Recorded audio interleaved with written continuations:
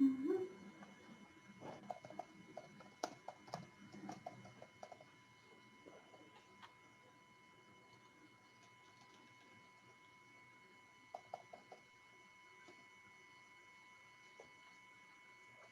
that thing that popped up. That's been up there. All right. You're on it. Hello, everyone.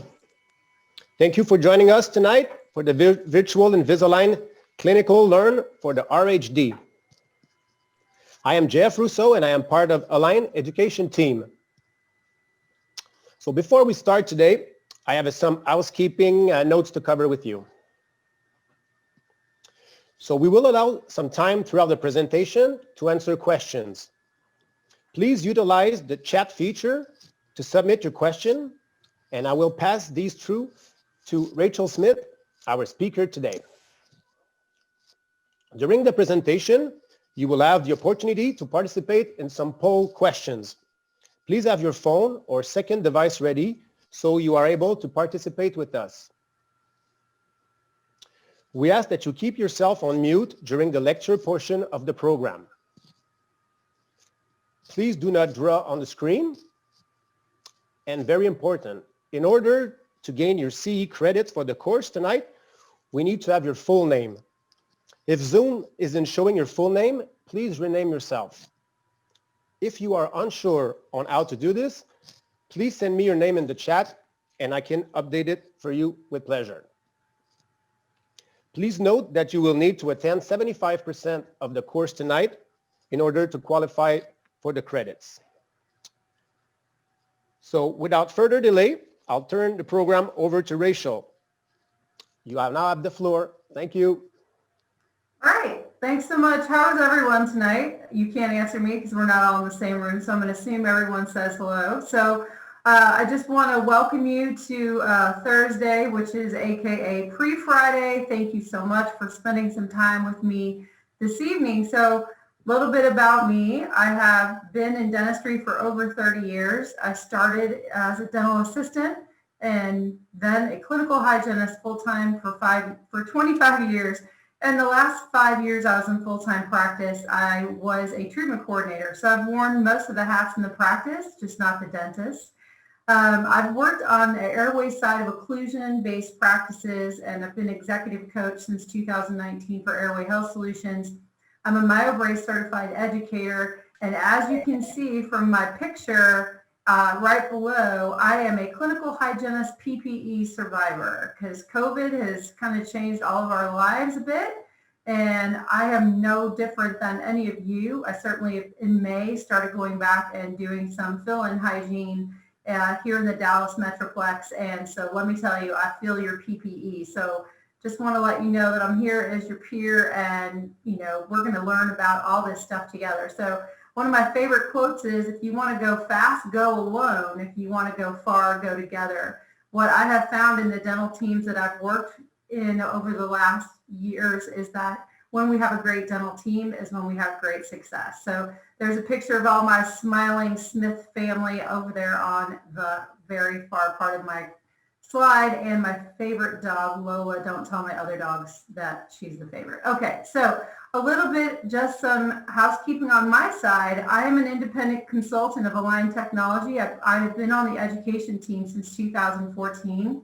And we have some statements and views and opinions on our faculty that are related to us. So just let you know through all this, please don't take any photos or record any part of the patient cases because that is part of HIPAA. So just to kind of let you know that, that's our housekeeping for this evening.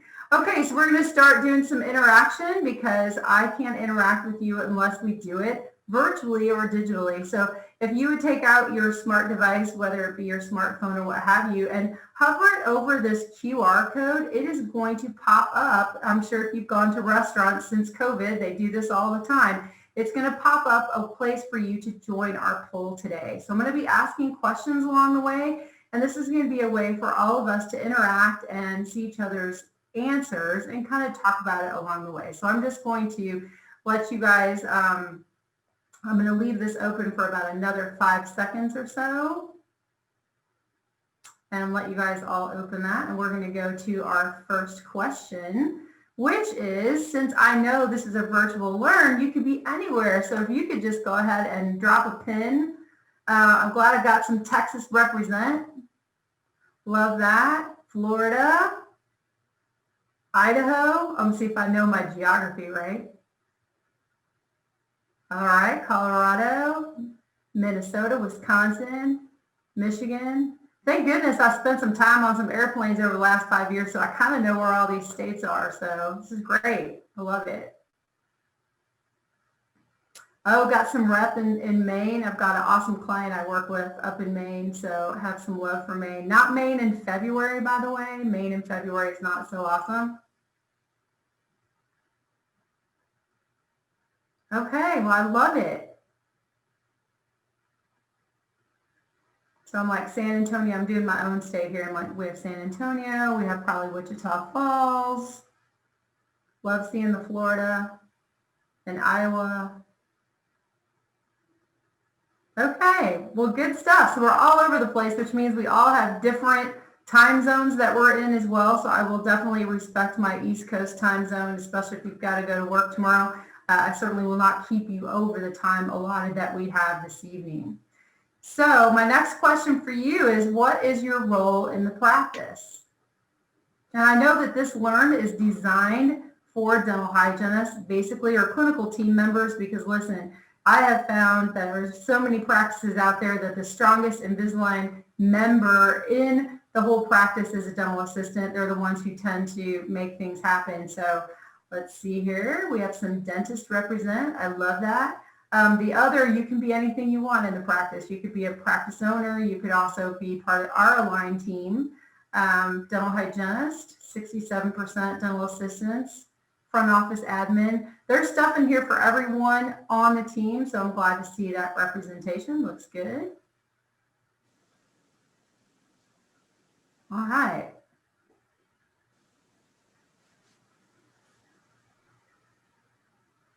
So I'm going to move on to our next question is, how many years have you been in practice? If you've been in practice for less than a year, I just want to welcome you to the best profession out there. I certainly know that we have gotten a little bit of a bad rap over my 30 years, but if we do anything tonight, I want you to rebrand yourself a bit. I want you to just embrace yourself as head and neck healthcare providers, because that's exactly what you are, is a head and neck healthcare provider. You're not a spit sucker. You're not a tooth janitor. You are actually part of your patient's overall health team. So just want to make sure that everyone can kind of rebrand and just show yourself some love. And 20 plus years, those are all my homies. So I could put up there like 30 plus years in a few years. But yes, I know I started when I was 5. I don't know about the rest of you guys, but yeah, for sure. So we've got a nice represent here from a lot of our profession. I love it. Okay. Since everything's still moving, I just want to give it a second so we've got a good snapshot about where we are. All right, so this is how we can interact. So I want to talk about our time that we have together this evening. I just want to welcome you again and thank you for spending your time with me virtually. I really want you to take this evening and take the pieces out of it that are really going to help you in your own personal practice, and also basically at the end of the day, how can we better serve our patients? How can we give them the best options in the practice so that they can have success with us? So digital technology is kind of part of our partnership with Align, and I'm so excited because the practice I've been working in, I'm working a pediatric airway practice, and we just got our 5B 2 weeks ago, and I am so pumped. I freaking love this thing. And if you don't think that you can scan a 3-year-old, can I tell you, it's so easy.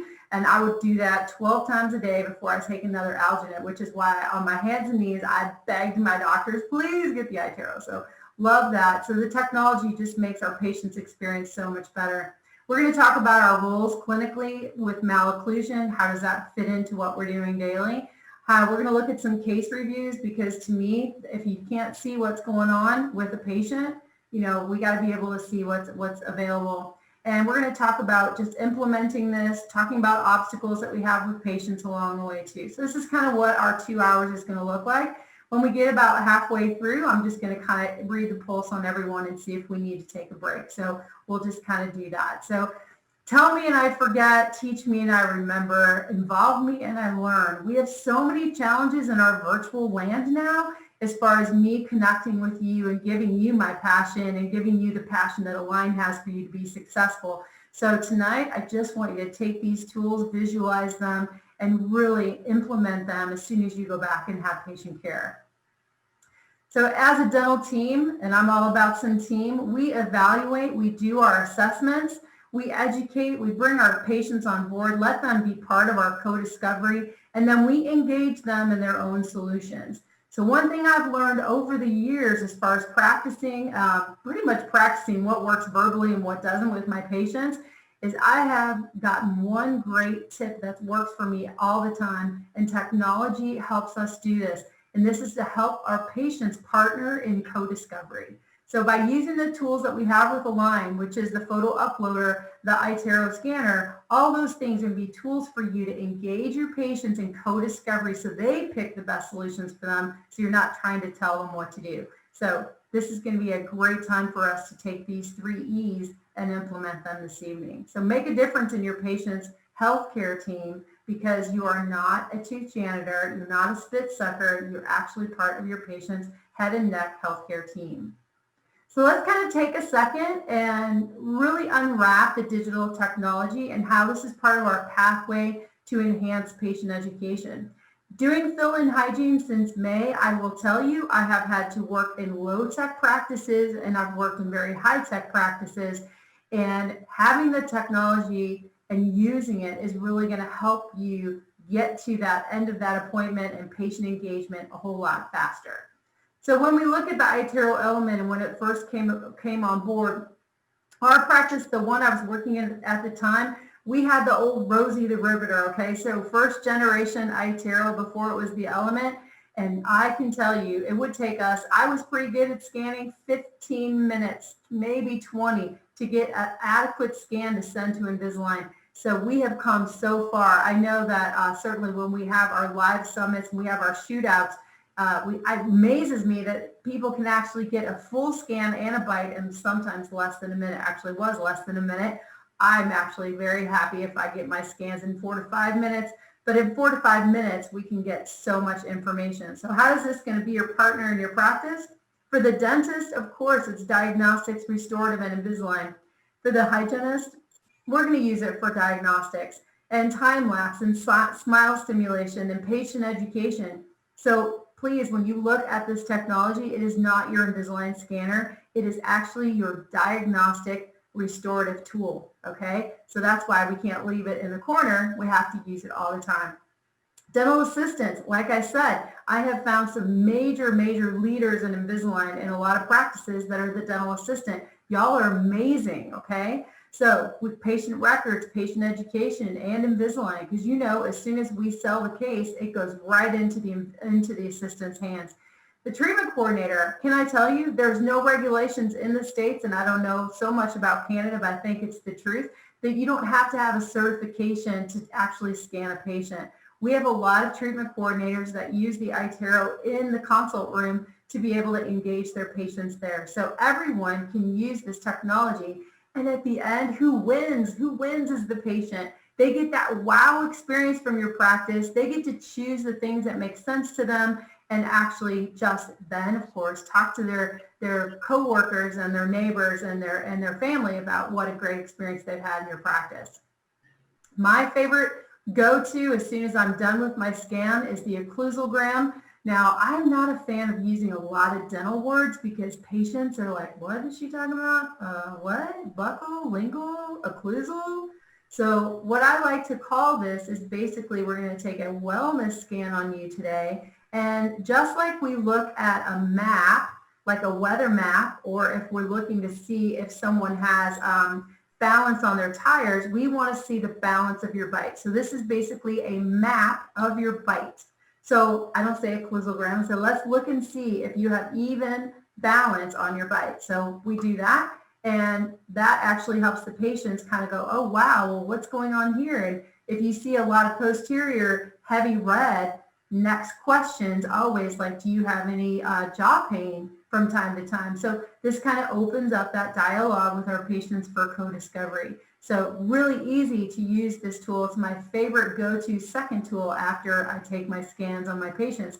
So let's think about analog, okay? So a long time ago, if we wanted to show our patients maybe a heavy spot on their bite, we'd have to default to articulating paper. Well, if you were a patient holding a mirror and had an articulating mark on a tooth, would you really, as a patient, be able to kind of say, oh, yeah, of course, I understand why this tooth needs a crown now because it has all these blue marks? Well, obviously, that's a little hard sell, right?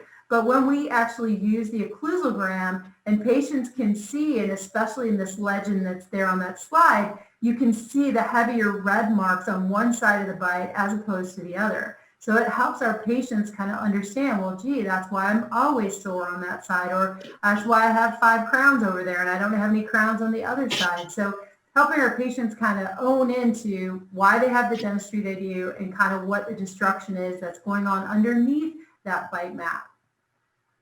So the outcome simulator, a very easy thing to run. I like to do my scan ahead of time. You know, scan first is always if I come across an office and they're stuck, they're like, well, we don't know when to scan. I'm like, scan first. If you scan first, it makes your assessments a lot easier. And then you can actually run all the tools after you do your scan. So it takes about 1 minute to 2 minutes to run it.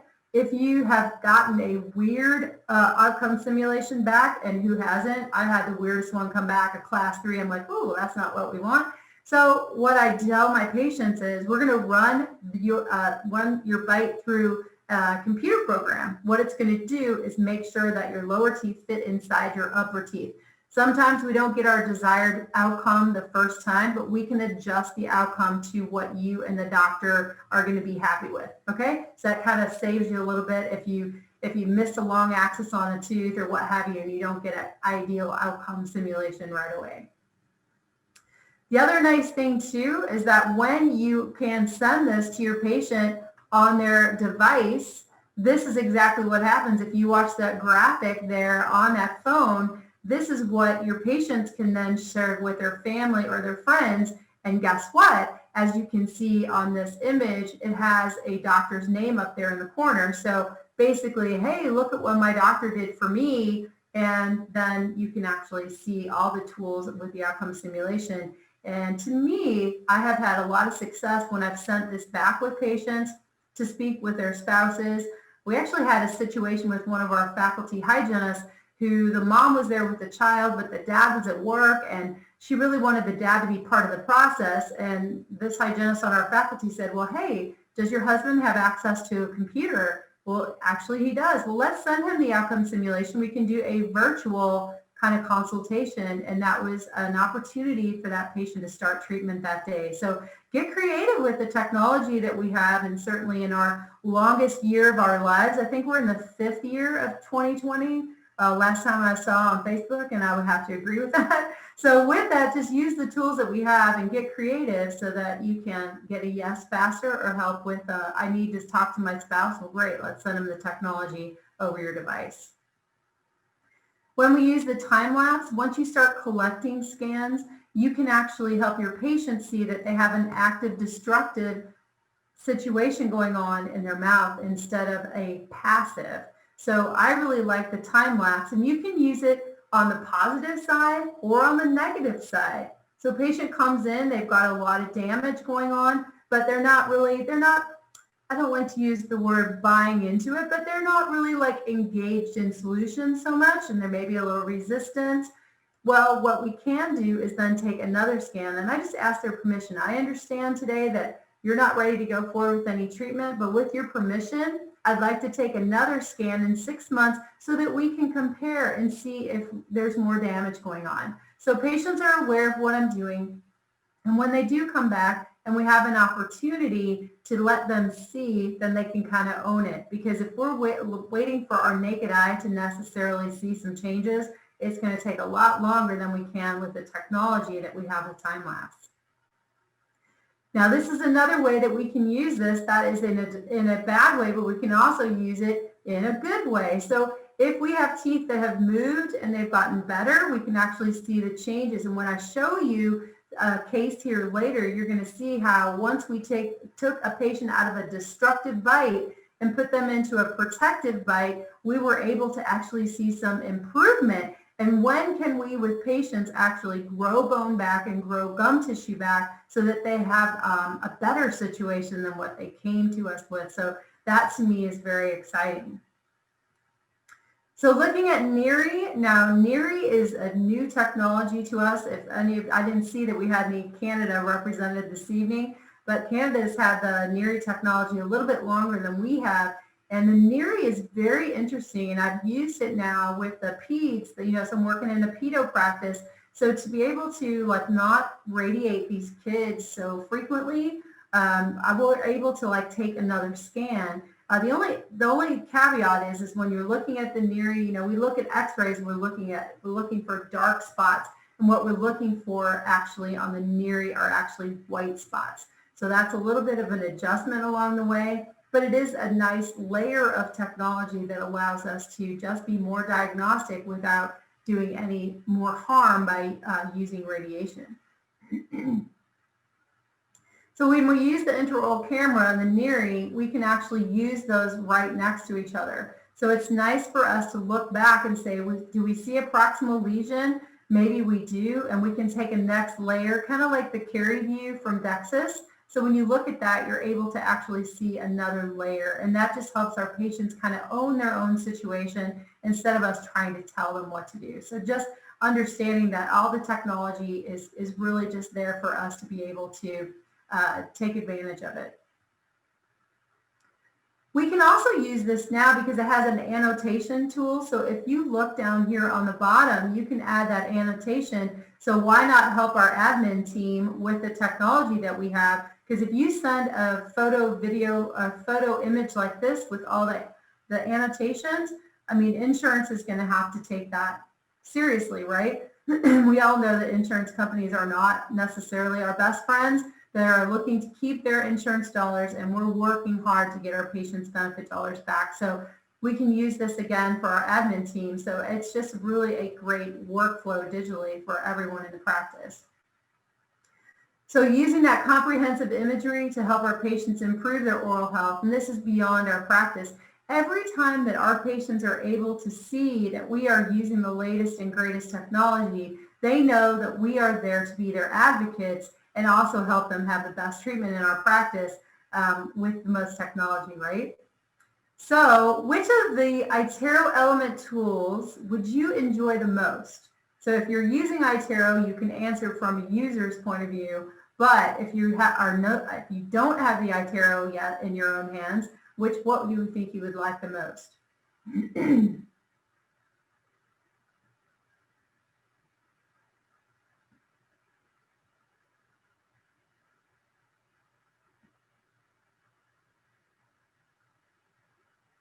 Whenever I see these, I always think of like a horse race, right? Like who's winning, who's not winning.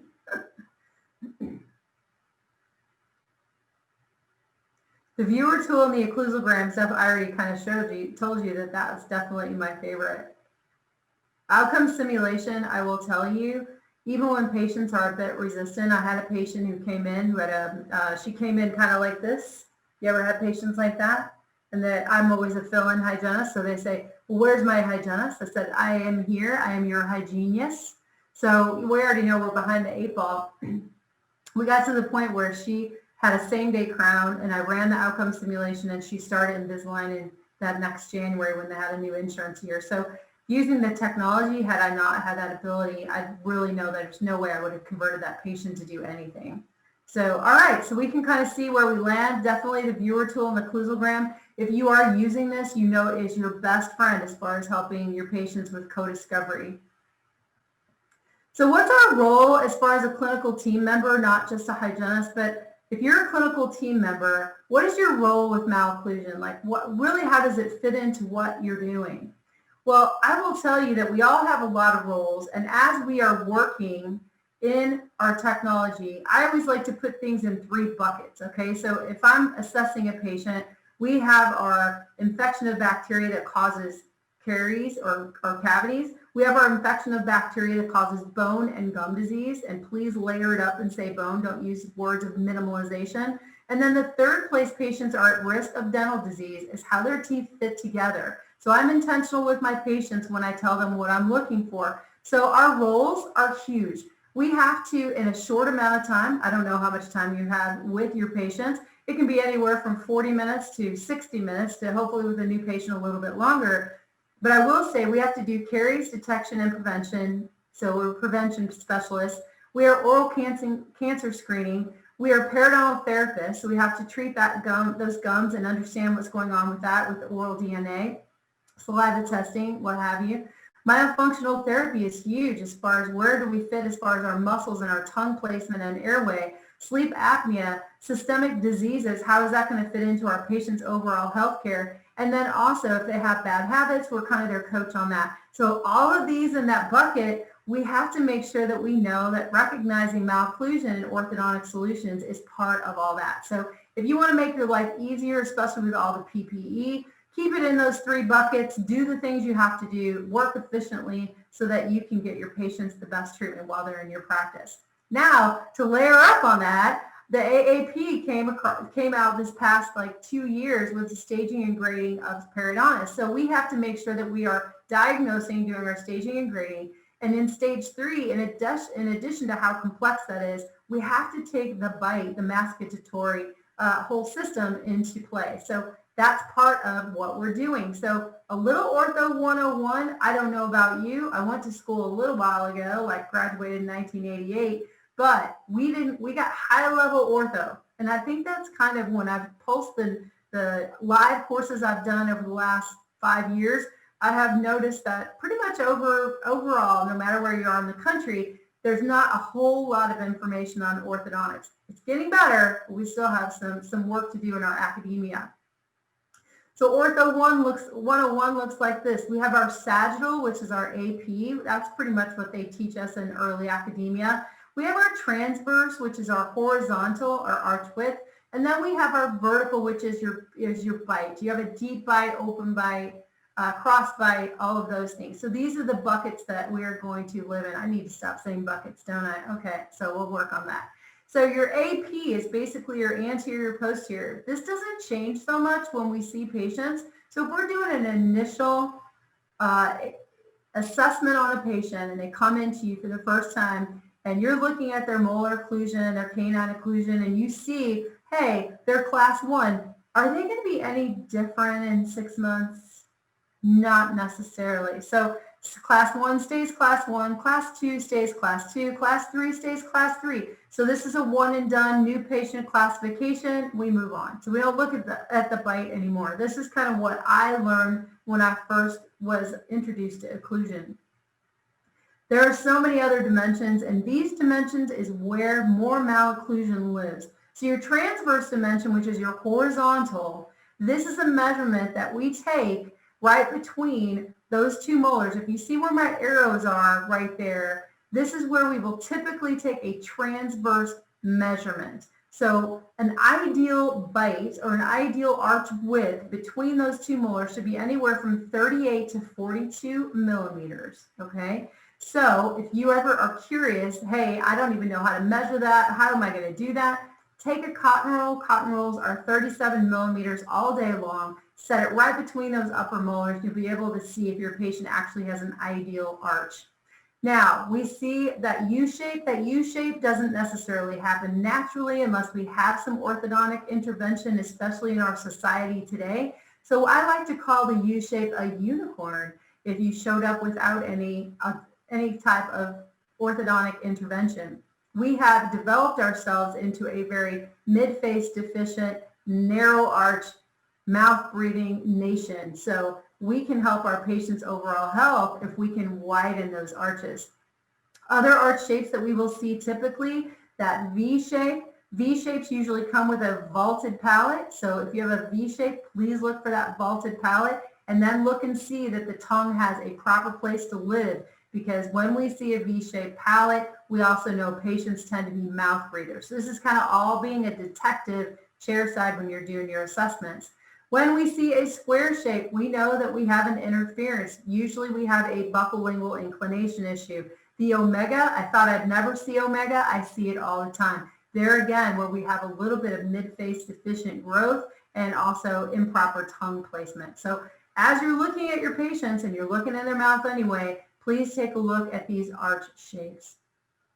So when we see normal, we have normal spacing and crowding. I spent a little time on the previous slide explaining kind of where we have evolved as a human being in an industrialized nation. So you are going to see 75% of your malocclusions will live in crowding. There is very rare that you will see a lot of spacing. And I bet if you think about the patients that you've seen this week or even this day, that you see more crowding than you do see spacing. And here I am, I'm like such a tongue advocate. If you have spacing, please have your patients swallow while they are in centric bite and make sure they are not tongue thrusting. So all these things to kind of look at as far as being mouth detectives. Looking at the vertical dimension, you're going to have these type of bites that you will see typically. Your normal vertical discrepancy, you should see 80 to 85% of the lower front teeth in an ideal bite. So if you see that normal bite there in that representation, we see a lot of those lower front teeth. When we see edge to edge, consequences, think about what's going to happen to this patient in 5 or 10 or 15 years. Edge to edge, those top teeth are not designed to stand on top of each other. And that's how I speak to my patients. I don't say, your incisal edges are going to be chipping. No, your teeth are not designed to stand on top of each other. They're way too thin and they will be chipping along the way. A deep bite, if you have a patient who has a very deep bite, I will tell you those back teeth will have a lot of damage over time. These are the patients who have also a higher TMD risk as well. And if you look at their lower arches, they will tend to, and I'll show you a case here in just a minute, have a bicuspid drop off, tall front teeth on the lower jaw that drop off into the back. Okay, so that's an uneven bite, and I have a great patient that I'll show you an example of that here in just a moment. And also an open bite. Open bites are a disaster because you're going to be wearing those back teeth at a very, very high rate. This also is going to promote tongue thrusting and mouth breathing. So all of these things, when you're looking at your patients and you're just being a detective, you're just putting on your detective hat and you're going into the crime scene, if you will, and you're trying to figure out, holy cow, how did this mouth get to this place, right? So just be a detective.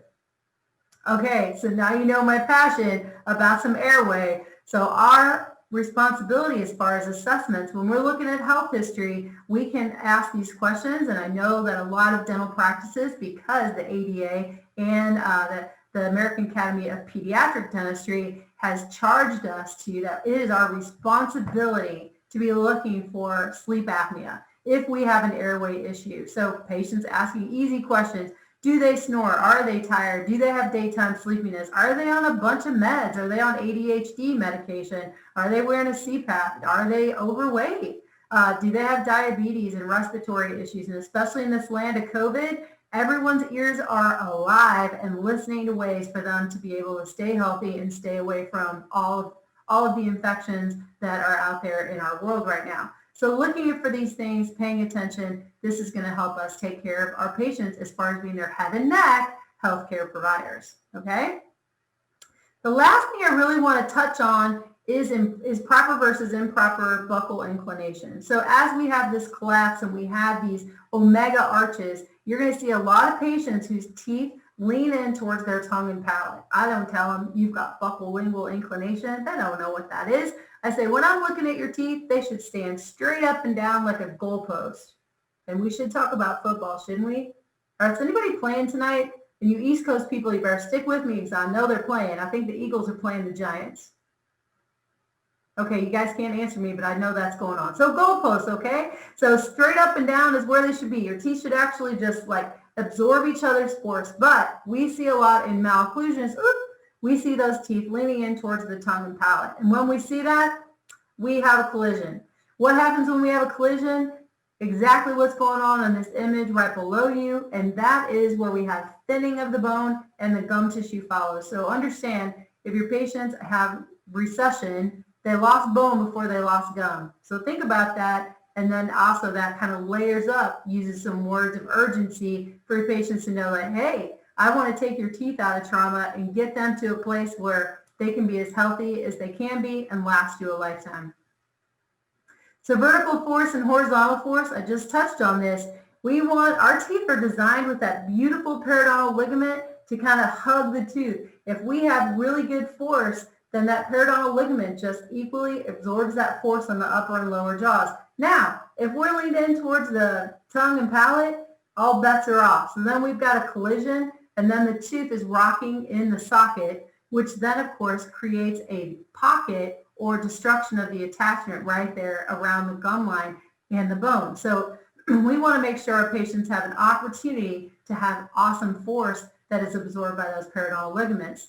Going back to that staging and grading, we think about primary occlusal trauma, which is like trauma in a healthy gum situation. And I know all you hygienists out there, none of your patients are that healthy. I know they're not, because none of mine are. And I know Texas is not exempt from the rest of the country, even though sometimes we think we should be our own country.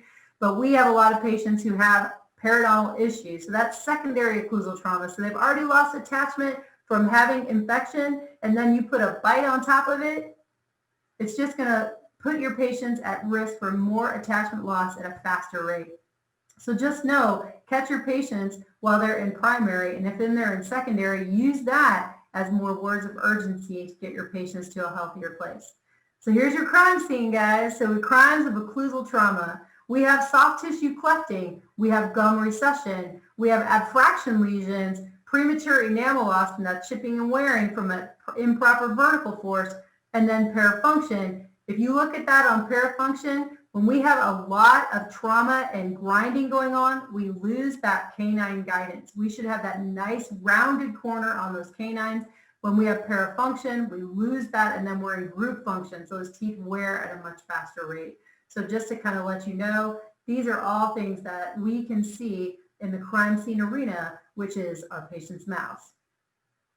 So when we look at that, we know that if we have an active infection going on in the mouth, we're going to have a much faster loss of gum tissue, bone tissue, and a much harder way to control gum disease. Back in the day when I didn't know anything about occlusion and I'm trying to manage my patients as far as their bacterial load, I remember working for a periodontist, and I would have patients who had no bacterial load. You know the ones I'm talking about, that you go in and their teeth are still, they're mobile, and you have these active pockets going on, but yet there's no bacteria in there. You're like, what in the world's going on? Like, so there's no bleeding. And that never occurred to me until I figured it out. It has to do with the forces of the bite. If you don't have balance on the forces of your bite, all bets are off. You're going to have faster progression of attachment loss around the teeth. So just know that occlusion, like, this isn't just an extra, you know, we have to look at all the ways our patients are at risk of losing their teeth. So tissue clefting and recession, there's a definition for this. Now, I'm from the Show Me State originally, which is Missouri. So I don't know, my husband's always told me I'm kind of a know-it-all. But when I first saw this cleft thing, I thought it was like a floss cut. I don't know if y'all have ever thought about that too. So floss cut. Okay, so patients don't floss necessarily. I don't know if they don't floss for you. Like, we all floss because we know better. But so patients generally don't floss or floss well. And then they're going to go ahead and go right past that nice gentle papilla and jam that floss back so many times so they have a cut there. Doesn't make a whole lot of sense, does it? So you have to really think about it. I wasn't a good detective back then, but now I know it has to do with so much more. It has to do with trauma. So if you look at this tooth, it would only make sense that we would have some trauma that's involved in creating that cleft for that patient. All right, so I want to make sure you guys are still with me, okay? So what are the main causes of gingival recession? As far as what you know, like, what do you think are the biggest causes of why our patients have gingival recession?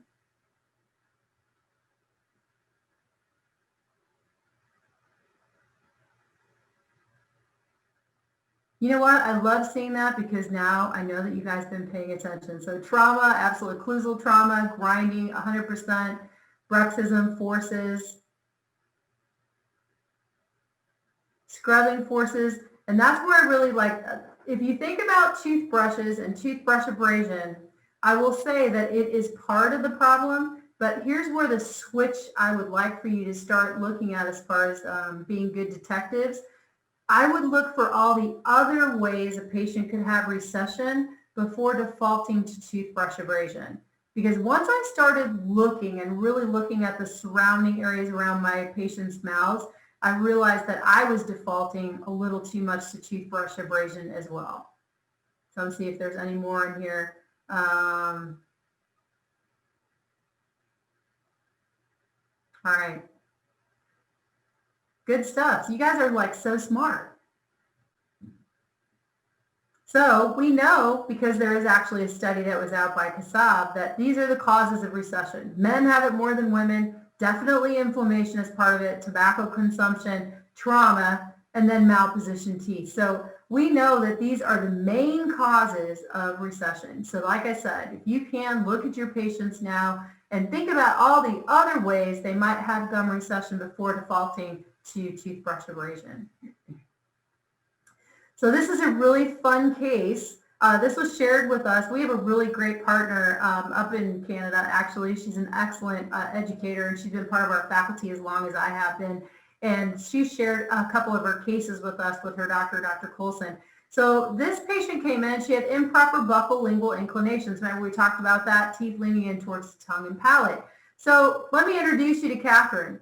Catherine was previously treated with orthodontics, super happy with her smile. She just came in to be a routine patient, okay? So she came in, nothing going on. She really doesn't have any issues at all. So when you have routine preventive appointments, we typically are pretty conservative with our patients as far as taking records. So we take bite wings, might take an occasional Panorax, maybe once every 3 to 5 years. If you take a PA once in a while, if they have a toothache, you'll do that. And then if you do this in your practice, you take one set of digital photography, okay? So you can see that back in 2007 or 2006, they took their initial photographs inside her mouth. So this is just typical stuff that we do in the practice. So if you do staging and grading with Catherine, we see that she's very healthy. So, but she does have reduced gum tissue in some areas, which was kind of a red flag for my partner, Lil. And she was like, we may want to take a look at this. She's in a bonded lower wire. And so then they decided that they probably ought to take a new set of photographs because we had these from 2007 and they took some in 2016. Has there been some changes? So imagine, if you will, Dr. Colson and Lil thinking, gosh, how did this happen while we were just doing our routine cleanings? Well, if you're not looking and not taking your records, this is very easy how this happens. If you look at her buccal corridor, you can see that those teeth are leaning in towards the tongue and palate. They were in 2007, but we see what happened by 2016. So we know she has a thin biotype. So a lot of these things we take into play, but we have to balance a patient who has a thin biotype more so than we do someone who doesn't, because they're going to more quickly lose the attachment around that alveolar crest. So we want to make sure that we can fix the problem or balance her bite. So here we go with her initial scan. Do you see now how the occlusogram is such an excellent tool as far as looking at bite balance? So we look at that bite map and we see all that heaviness on one area. We can see that she's out of balance and that she's leaning in towards the tongue and palate, which is putting her teeth at trauma, which then of course causes bone loss and gum loss. So as we look at that, we know we can upright those teeth and get her teeth in the best position. Here's her outcome simulation. So we're able to see there's her current dentition, her simulated outcome. You can see as well when you use the outcome simulation, I love using it because you can pick the view that's going to have the most impact for your patients. I would say that all of these have a really good impact, and we can see where she is and where she's going.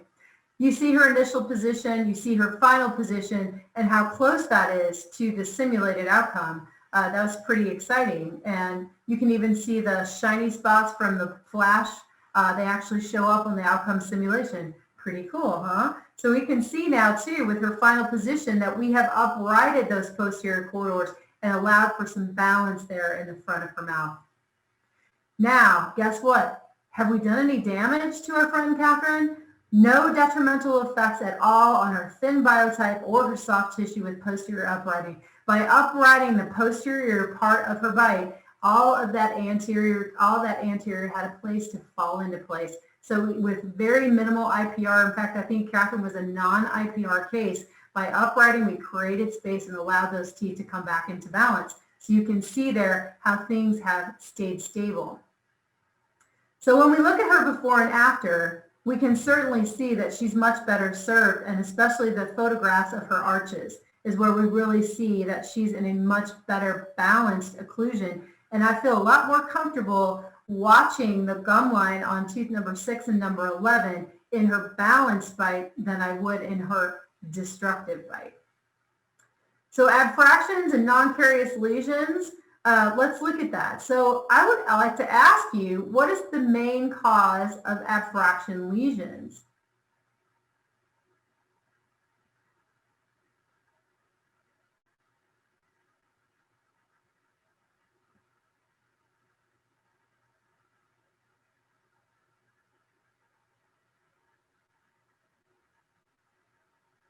You know, whenever we're doing this, I feel like I should hum the Jeopardy song, but then I feel like I should have to like send Alex Trebek like some money or something. But anyway, I'm like, do. Let's see what we got here.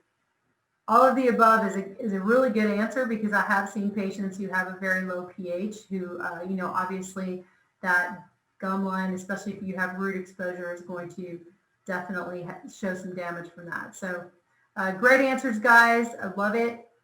Certainly some bite stress for sure. So let's take a look at that. So abfractions are really non-carious class 5 lesions. So when we have these notches at the gum line, what caused them? So I really like the image that's on the left side of this screen, because you see 2 gum lines that are very intact, and that would be that canine and also the bicut, the second bi. But when you see that first bi and you see that craze line and then the abfraction below it, we certainly know that is a detective's way to look and say, well, what is that? What in the world is colliding with that tooth above it that's causing that type of abfraction?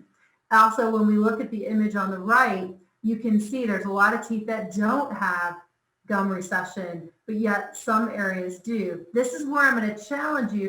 If you tend to default to toothbrush abrasion, please take a look and just say, hey, could something else be causing this besides toothbrush abrasion? And we had all kinds of excuses in the world before I knew better. Be like, oh, well, they're right-handed, so of course they brush this side too hard.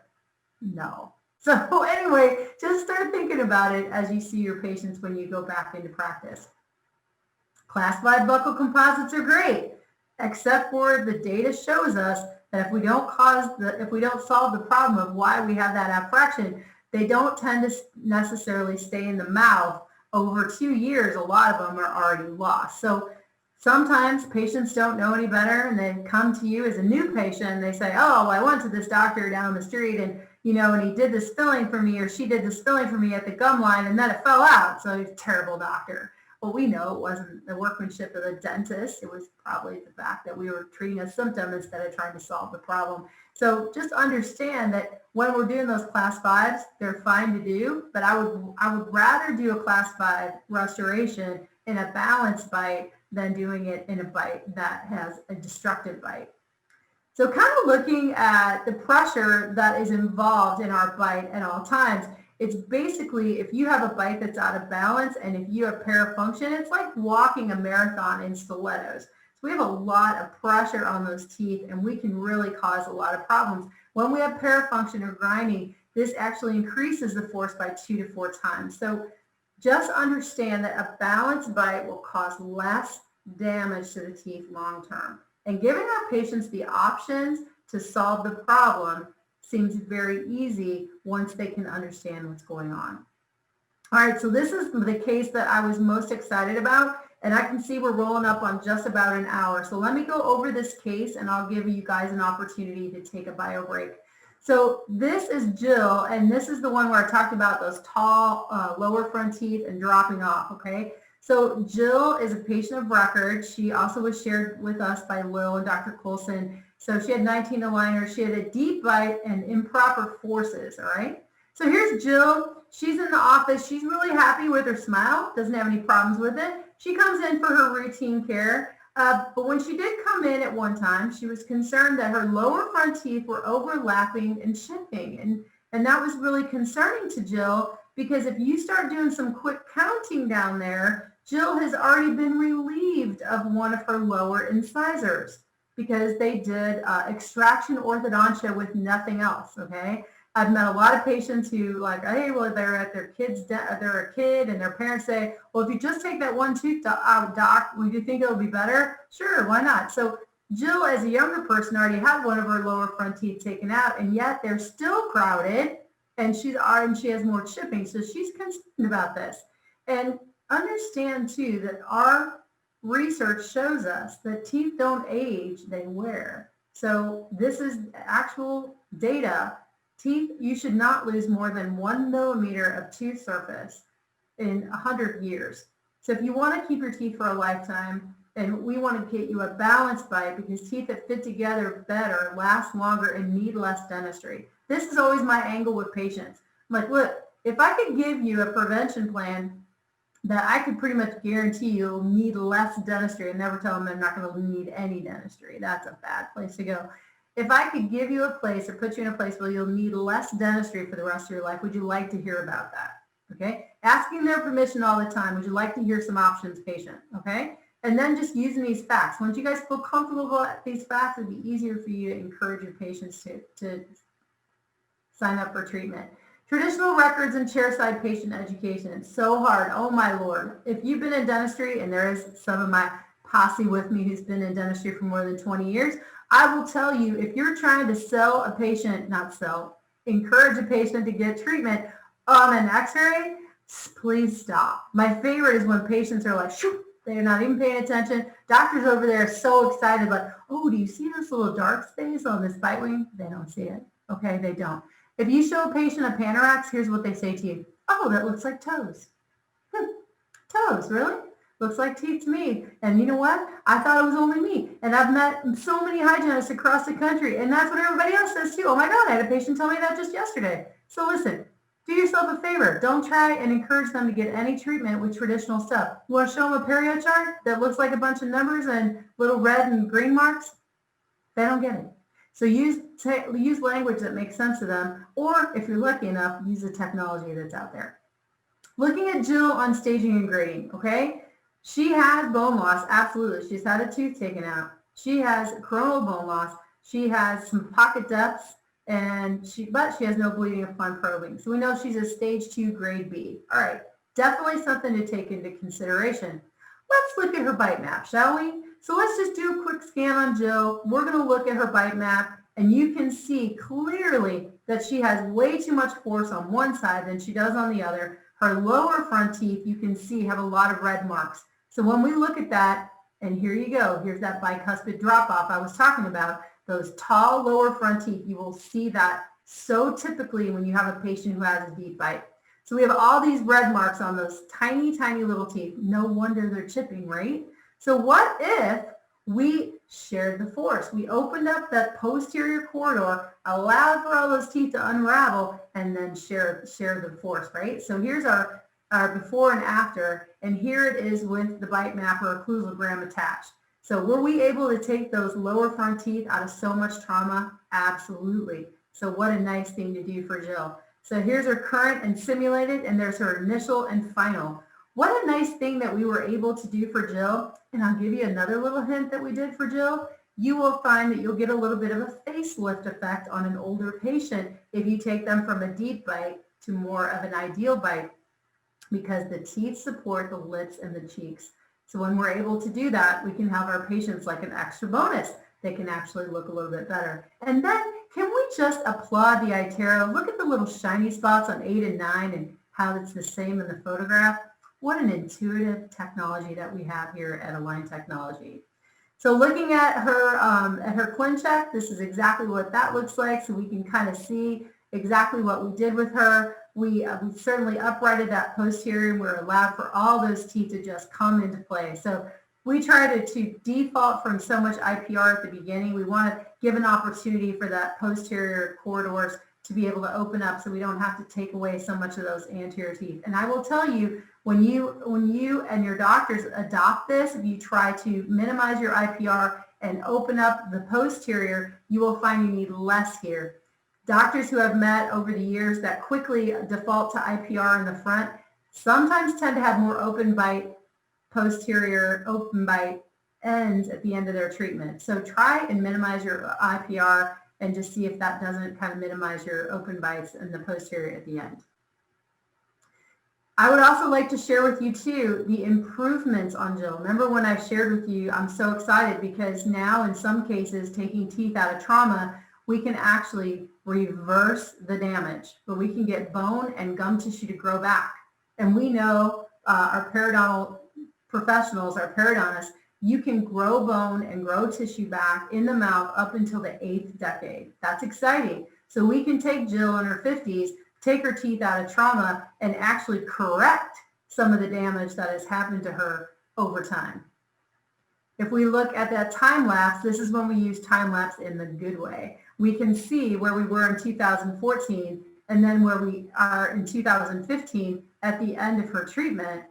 And so we can also see the before and after on her forces, proper versus improper forces, and then also her arch width. And also we can see that she's definitely out of trauma. But then you're thinking, well, it was 2015. I so appreciate that Lil shared with us a recent photo from 2019 that Jill is actually still very stable. And so we really are excited about that. So before I get into crowding, I do want to just take a break, give you guys a chance to take a bio break for like 5 minutes so that we can keep going. And I'm going to hang out if anyone has any questions. So we'll just resume back in about 5 minutes. Thanks, Rachel. Just to let you know, we've just had some messages that you can't see you. Your camera seems to have stopped working, just so that you're aware. Oh, that's not good.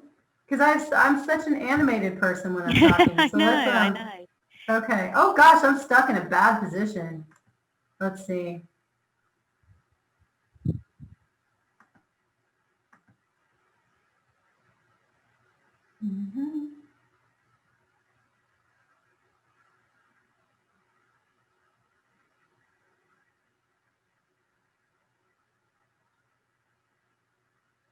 Are you there, Charlotte? Can you hear me? I can hear you. Yeah. Okay. I have a swirling circle on my computer right now. So Yes, we can see that. That's popped up. Actually, the screen looks like it's frozen.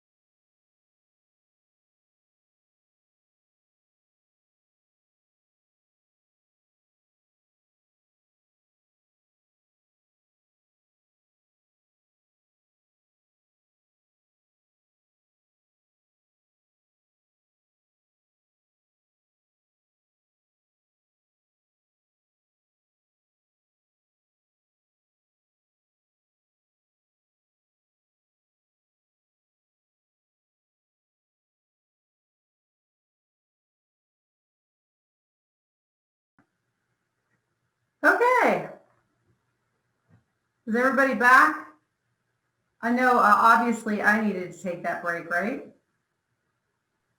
We can see you now, so that's perfect. I know. So just to let you know, I was just, in those moments where you're like, I hope this works. Like my computer decided to have a moment. So I was like frozen in a weird place too. So I apologize to everyone that had to look at me that way. So, and if they need a QR code again, I do see that too. I'm sorry I missed that message while I was presenting. Does everyone need the QR code again? If you can share it, that would be great. We have been sharing the web link as well, so we should be good. But if you can reshare it, that would be awesome. Okay. Thank you. So let me go back up to this slide. Beginning.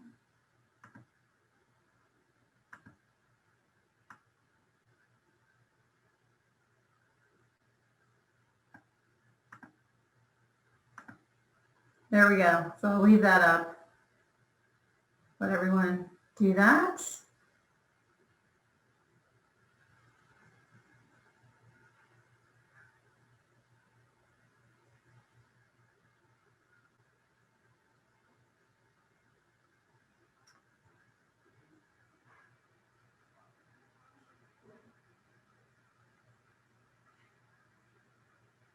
All right, so I'm going to pull it back down to the slide that we stopped with.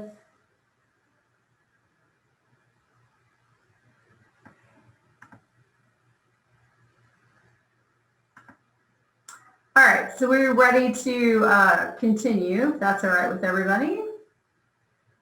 And thank you for your patience with me and my technology on my house. So glad I was able to get myself back, and I promise I will not freeze myself in a weird position if that happens again. And I'll pay more closer attention to y'all texting me, telling me, hey, Rachel, we can't see you. Okay. So that's treatment stability with Jill, and that's just really exciting as far as being able to keep her in that best balanced bite. So let's look at crowding. As I shared with you, when you see your malocclusions, 75% of your malocclusions that you will see daily are going to be more in the crowded category than they will be in the spacing category. So what causes the crowding of teeth?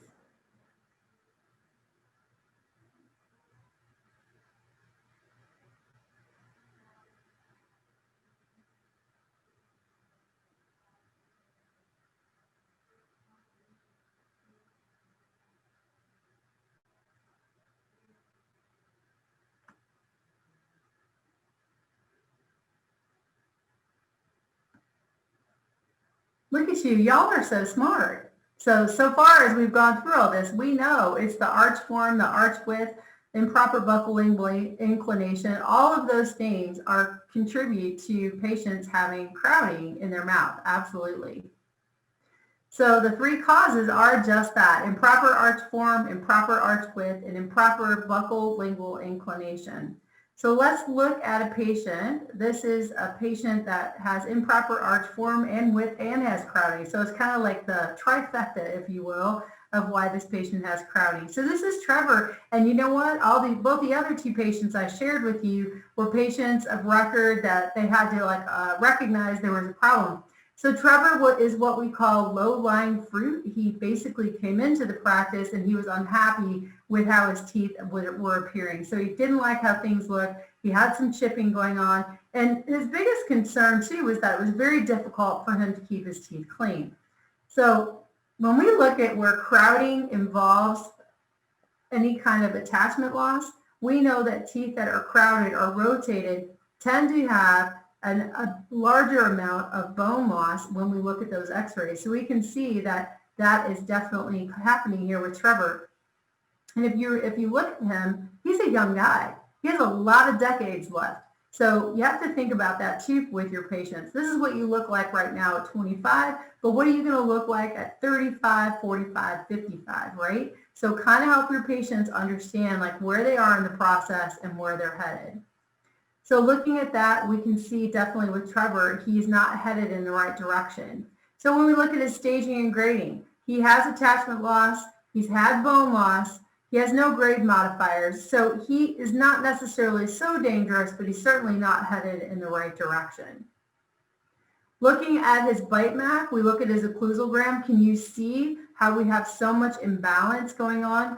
Now, depending on who your patient is and how they understand things, probably one of the easiest things that I use with my patients is talking to them about 4 tires on a car. So if you have 4 tires in a car and you're going to invest in getting 4 tires and you don't balance them, what's going to happen with these tires? They're going to wear unevenly, which is going to cause even more damage to the axles of the car. So looking at all that, patients can sometimes hit the analogy that you're trying to talk about, and they can see that they have excess wear on those teeth. So we can use that definitely for Trevor to understand that not only is he going to have a better looking smile, but he is absolutely going to have less dentistry because his teeth are going to be imbalanced.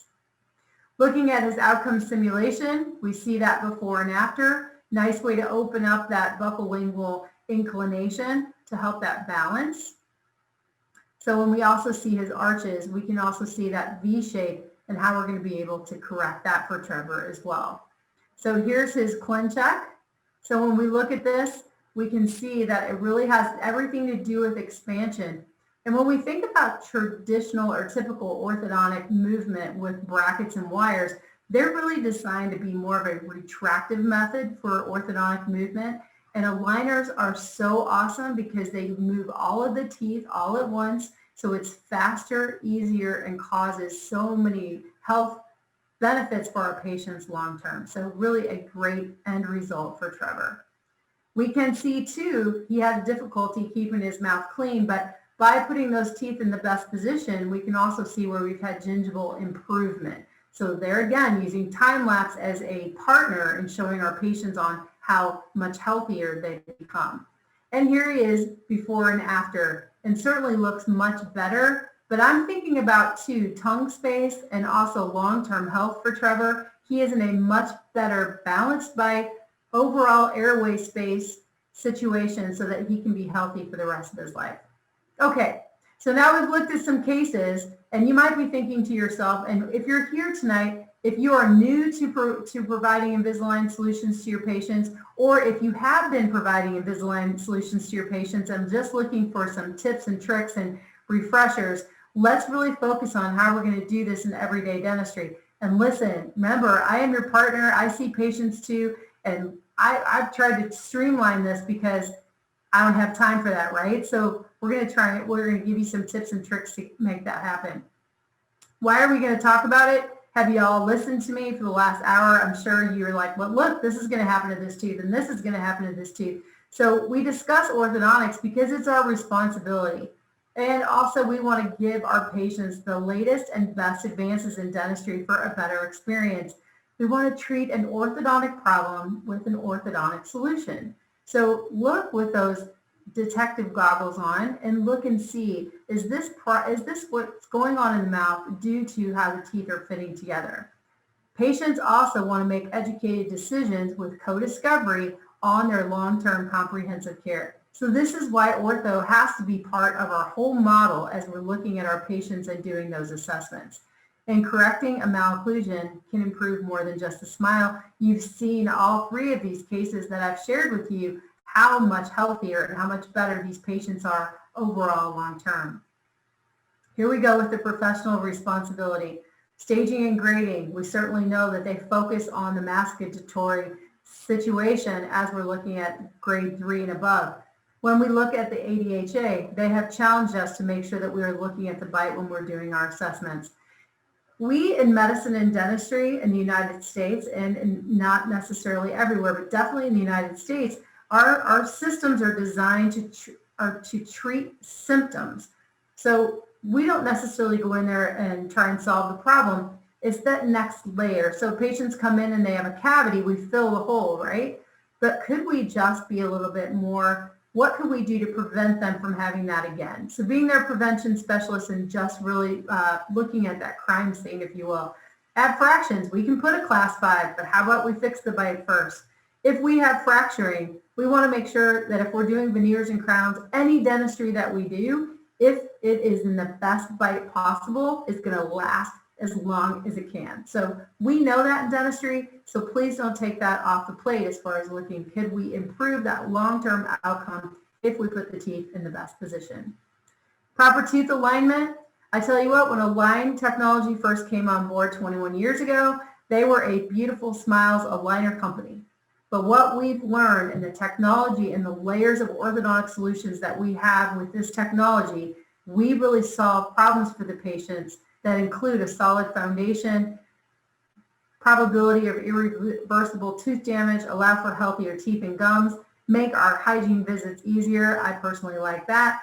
Motivate our patients, improve the aesthetics. So these things are all important, but we want to make sure that our patients know that having a beautiful smile is just like the cherry on the sundae, if you will. It's not really necessarily what we're going for long term. When we have teeth that fit together better, all my hygiene sister and brotherhood out there, y'all know teeth that fit together better are so much easier for us to keep clean, but also the bacterial load that our patients are walking around with daily reduces incredibly. So we want to make sure that we keep our patients as healthy as possible. We also know too that when we are looking at our general public, that a lot of people need their teeth in a better position. 75% of the adult United States is affected from some malocclusion, but we know that if all they had to do is traditional brackets and wires, they're not going to opt for that. Me as an adult, I would not necessarily do that. If I could move my teeth in a discreet way and an easy way, that's absolutely how I want to do it. So there's a lot of opportunity for us to help our patients. And I will tell you that typically, if you look at a brackets and wires case versus Align, Invisalign will get the teeth there better and faster than you will with traditional braces. So when we look at Invisalign therapy, it's really going to fit into our patient's lifestyle very, very easily. And I will tell you, there was an independent study that was done, and when they looked at finished cases that were bracket and wire cases and Invisalign cases, they could not differentiate between the two of them on how the patient got from A to B. So if you're thinking that Invisalign is it's only for easy cases or we can only do a little bit with it, I will challenge you, and the data shows us that Invisalign really is an excellent alternative for our patients and certainly much less invasive. So what are some advantages of clear aligner therapy? If you just want to throw some answers out there, I'd love to hear what y'all think the advantage of clear aligner therapy is.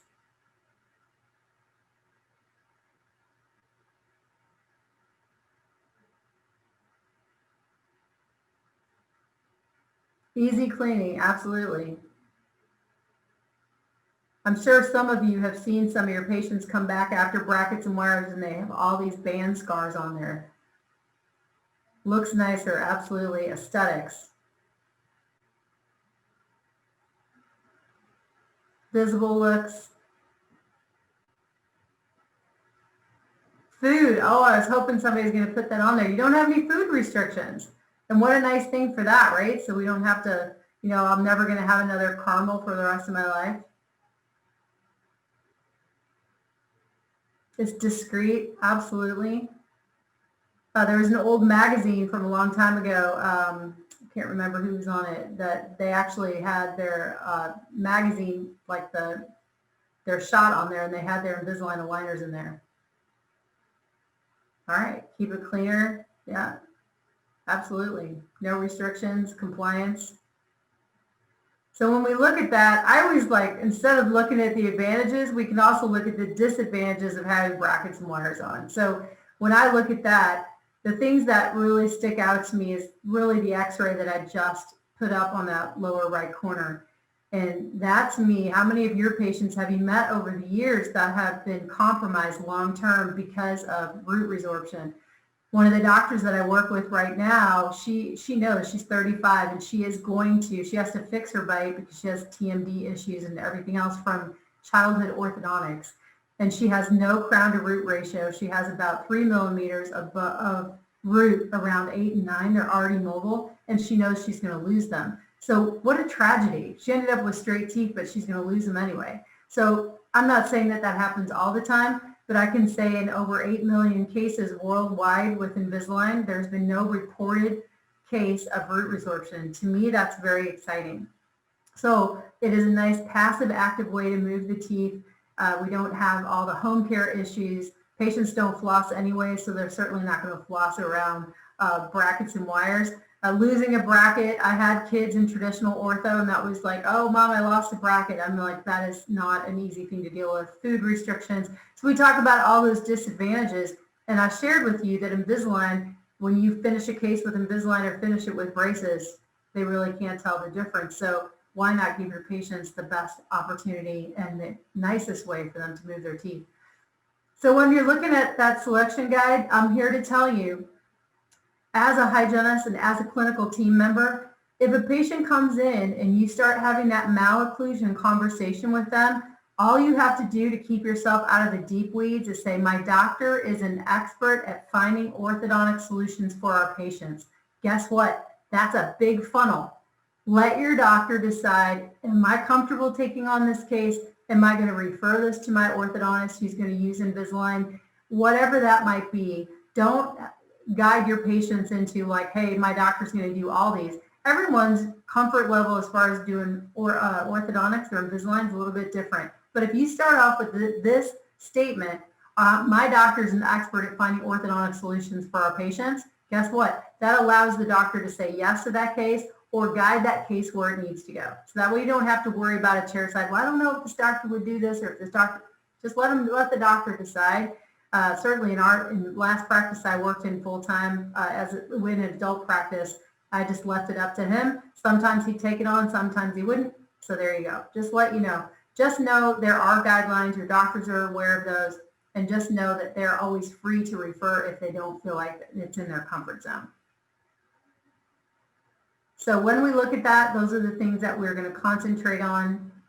And when you look at your workflow daily, you should look at the foundation first. Absolutely, that's your periodontal or bone, your risk for bone and gum disease.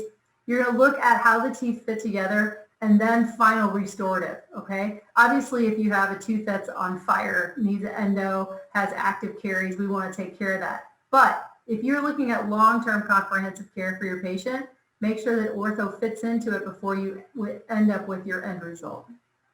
So looking at a patient, again, this is a patient who's gone through the whole workflow, like started at the beginning with the practice and went through. So here's Patrick, he comes in, he's been a patient of record a long time. When they've talked about that tooth number 10, and finally he comes in and says, you know, I'm tired of looking at this tooth. Can we get a solution?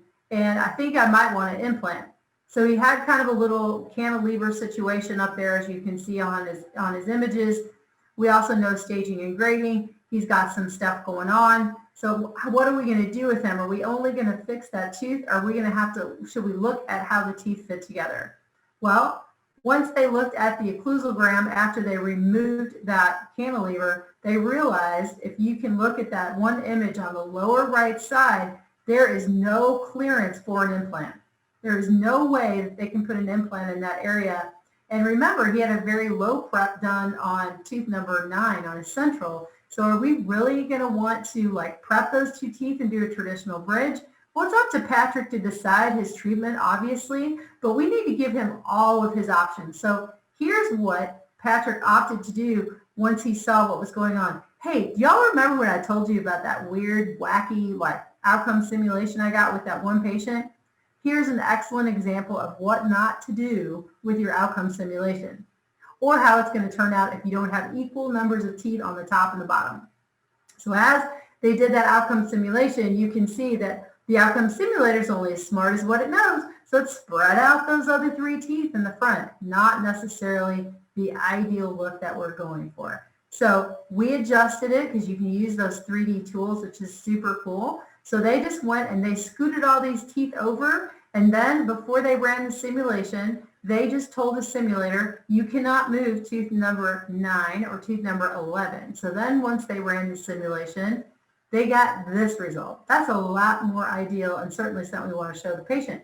But just leave yourself a default. Say, hey, look, we're going to run it through this program. Should be able to see what we can see, but we may need to work with it a little bit to get an ideal result. So there you go. So there's Patrick prior to his Invisalign. But then we can use the Bolton's analysis. So if you're looking and you see that, oh my gosh, this lateral is going to be considerably larger than the other lateral, you can share with Patrick For us to have the best aesthetic long-term solution, what I'd like to do is offer you just to do some very light bonding on these other front teeth so we have a much more even aesthetic result. So he already knows he's going to do this. We use the tools that on the outcome simulation and also in our ClinCheck so that we can share outcome with Patrick.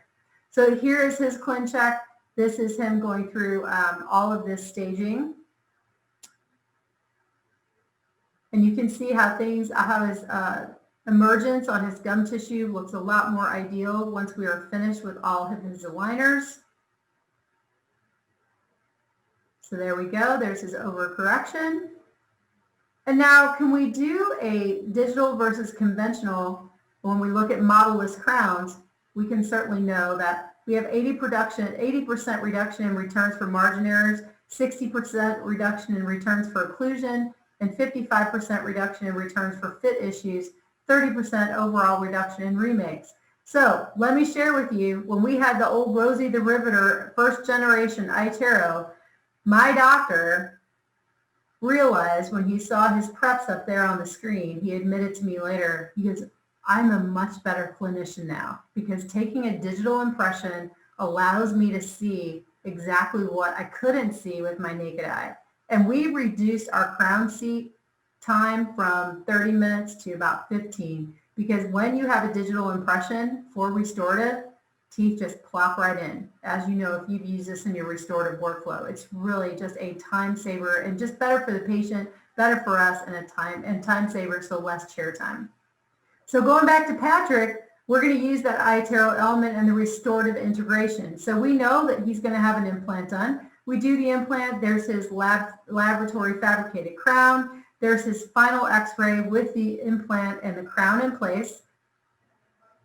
And we just know with that time-lapse technology, you can show your patients, encourage them as they're going through their Invisalign movement in the positive way, right? So we can see where there's been some changes for Patrick as far as putting his teeth in the best position. So you can see where we've done some light bonding on 8 and 9 to fix that chipping, just to match up nicely with that implant.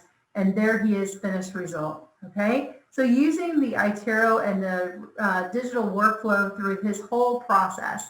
So getting him healthy, putting his teeth in the best position, and then with a restorative result that is ideal for Patrick. So we're not dealing with one smaller lateral. We're able to use all that technology for Patrick to get what he needs. Certainly looks a lot better, doesn't it?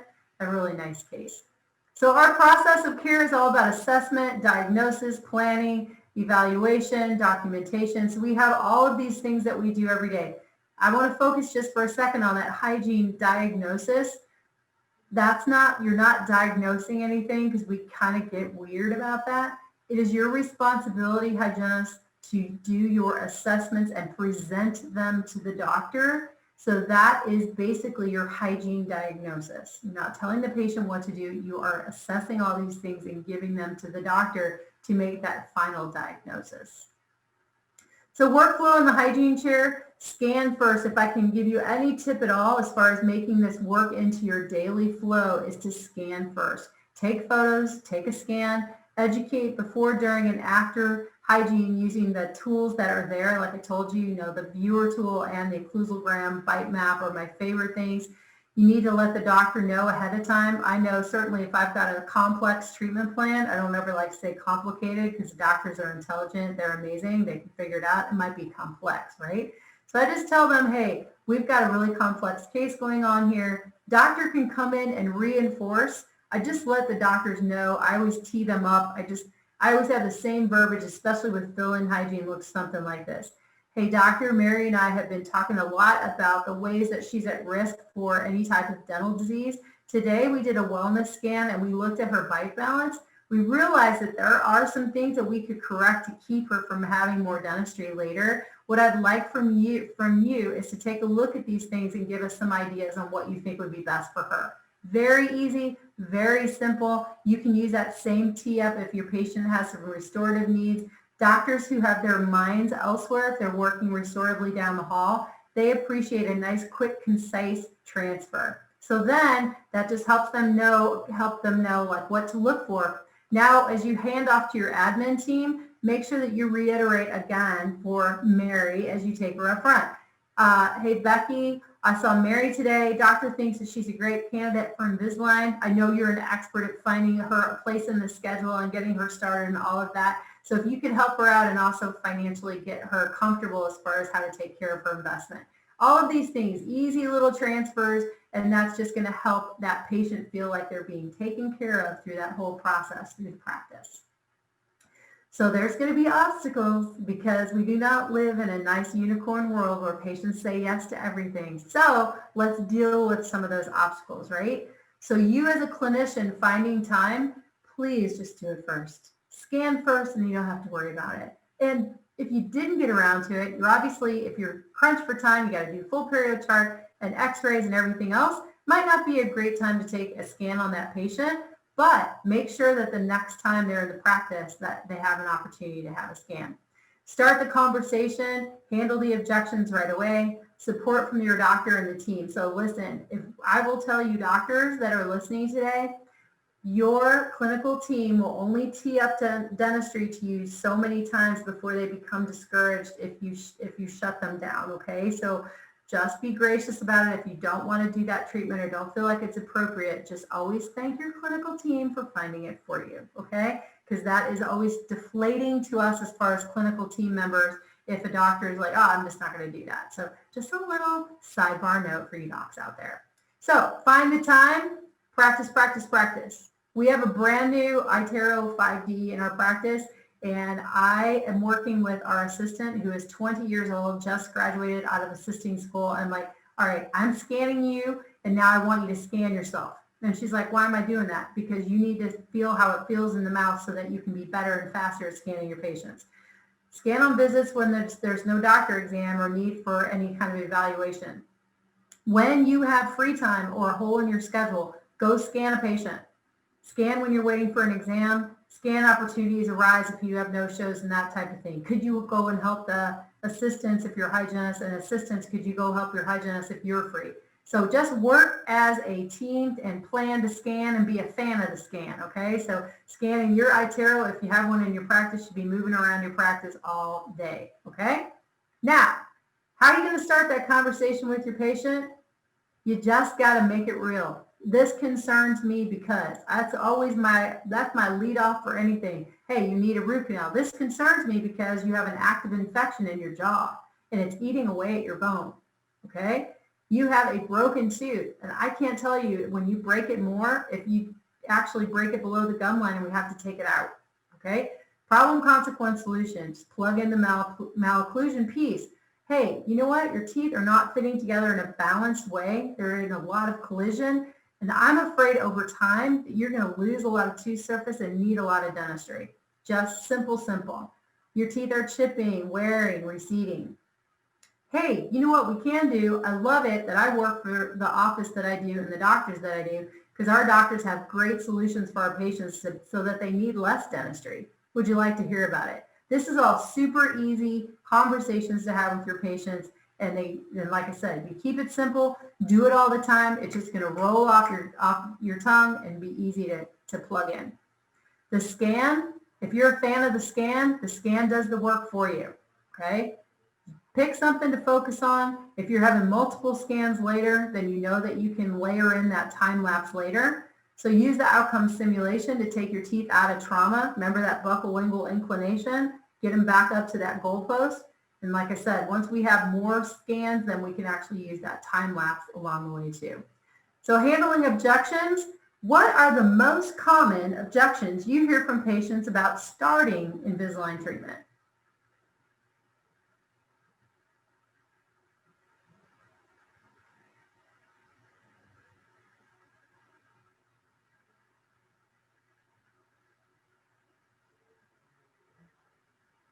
You know, now I'm patiently waiting going, wonder if there'll be anything else on there besides that one. Too old. Okay, that's a good one. While these are filling in, I want to tell you a story about one of my favorite faculty guys. His name is Dr. Rick Mars. He's a riot. All right, so he has a practice in Miami, Florida. And let me tell you, you got a lot of retired snowbirds folks right down there, right? So he shared with us one of his patients, his oldest Invisalign patient. Are you ready for this, you guys? 93. And you're thinking, 93? What is the deal with this 93-year-old? He said the cutest thing, she said she was playing cards at her nursing home or what have you with another gal, and she was going through Invisalign, and she said, oh no, she's not going to do it, and I'm not going to. So I just want to let you know that you're never too old to have teeth in the best position. As we get older and lose dexterity, doesn't it make more sense to have less to take care of? Makes sense. It doesn't bother me. You know what? With that patient, though, that you say it doesn't bother me, you have to go for, like, they're probably a health and prevention person. So just let them know problem, consequence, solution in the crime scene. Are they going to need more dentistry? Hit them in the wallet, because if it doesn't bother them cosmetically, I promise you no patients want to sign up for more dentistry. My kids need ortho first. Fantastic. If your kids need ortho first, then great.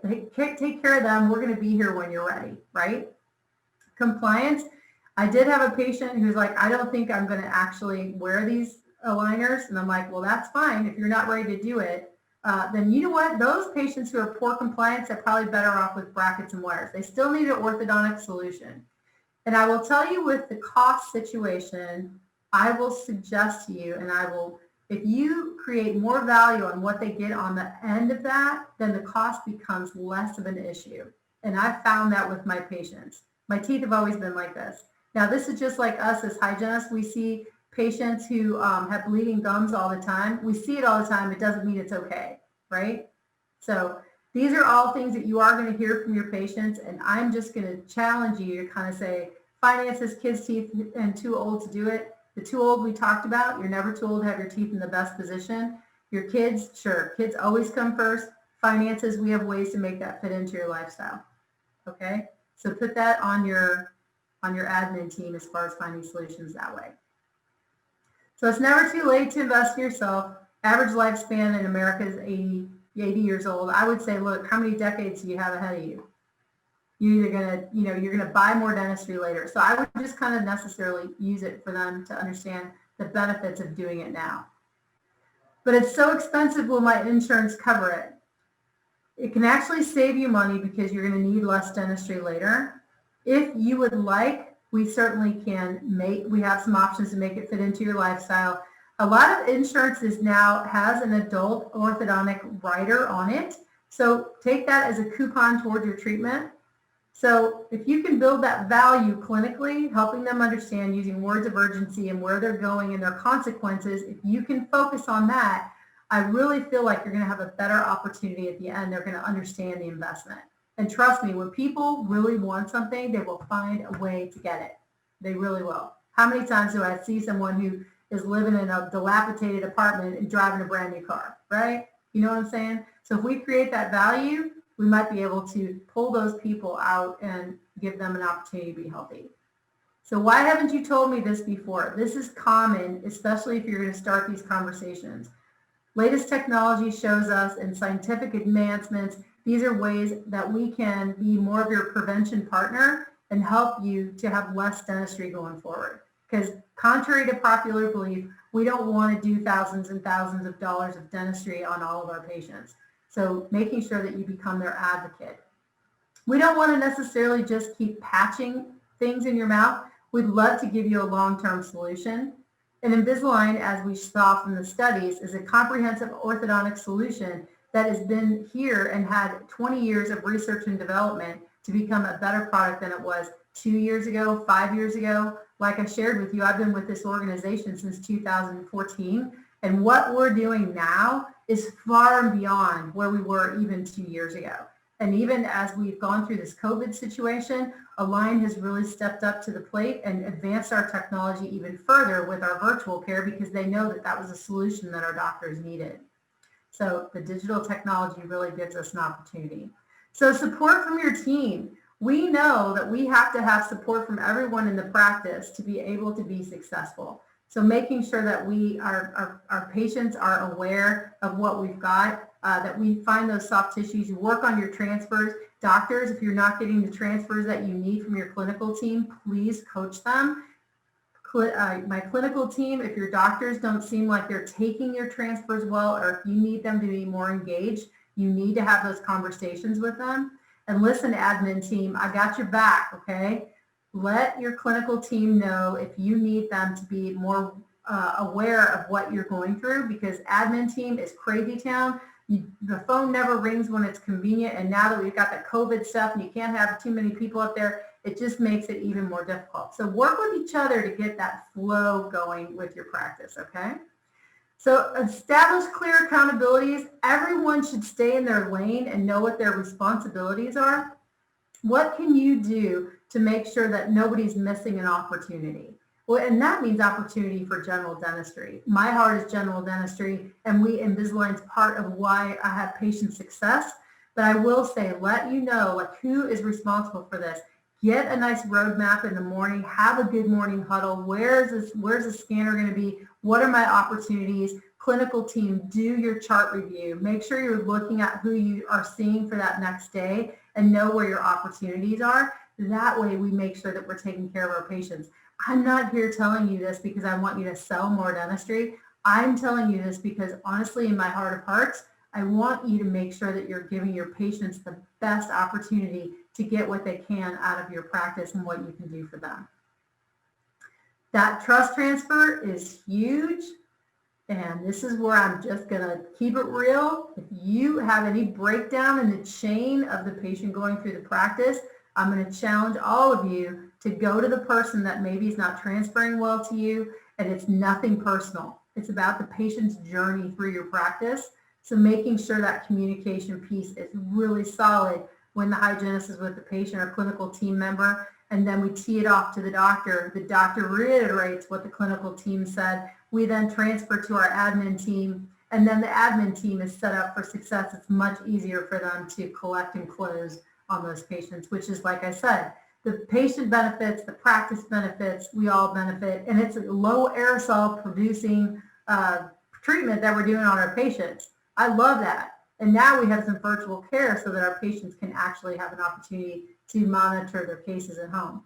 So have that unity with your patients.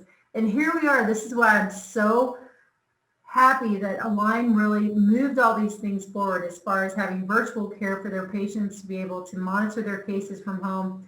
We have the photo uploader.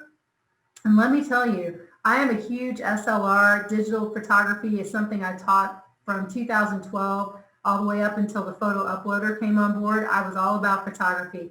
And let me tell you, my SLR has dust on it because all I use is the photo uploader. I have never had a flash come on exactly when it's supposed to on an art shot, except for when I use that photo uploader. Love that thing. So use that to its full ability. Use your smile view. Use a way for your patients to see where they can be. And then let them leave as they are starting their treatment. Get them hooked up on the My Invisalign app so that they can actually be able to monitor their treatment from home. So all of this digital technology is a way for our patients to really enjoy what we can do for them in our practice. So the virtual appointment looks like this. The consumer connects with a digital practice, which basically, if you go on a lot of dental websites, if you offer a virtual consult, good for you. Patients are looking for staying at home. We're like the Amazon now, right, of dentistry. Can we do everything virtually? We can offer that virtual exam. The doctor team member can do that consult, and then we can decide what the best treatment is for our patients and what's going to be next. Are they going to come into the office? Are they going to come in for records? And how are we going to be able to manage them? But we can confidently tell them once we start with treatment, we don't necessarily have to have them back in the practice like every 3, 4, 5 weeks. Patients, they get on the My Invisalign app. I would strongly suggest, if you're not doing this, when you're delivering your case, make sure you activate that with them on their smartphone before they leave the practice. On our site, we're able to get that data that they take, those photographs they take on themselves. We can then, the doctor can use that in conjunction with their ClinCheck and be able to decide, are they on track? Are they not on track? Do we actually need to see them in the practice? I know a lot of my partners, they will give a patient their whole case except for the overcorrection aligners. And if they so far have been able to monitor those. A lot of our doctors who are closed down for COVID continue to take care of their Invisalign patients virtually. So this is a great way for our patients to have care from us without physically stepping into the practice. They're invited to the Invisalign virtual care. They capture photos. They set it up through the IDS. The doctor reviews it. If there's a course of action, that's fine. And the next appointment is determined as either an in-office or virtual. So just kind of, this is just our flow for that. So what do you think as far as a consumer, what would you enjoy as a consumer the most about the virtual experience?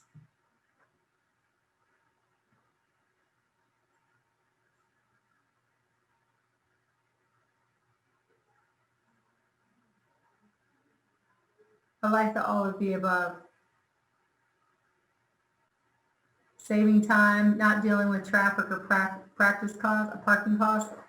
Can I tell y'all, I don't know if you guys live in a big metro area, but Dallas, we have like 8.5 million people, and I'm so glad a lot of them are still at home because my traffic situation is not so terrible yet. All right, so we have some awesome answers there.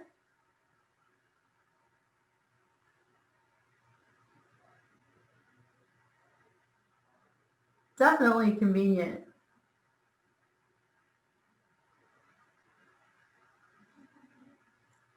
So that's great. That looks awesome. So I really, certainly our patients are going to benefit from that long term, right?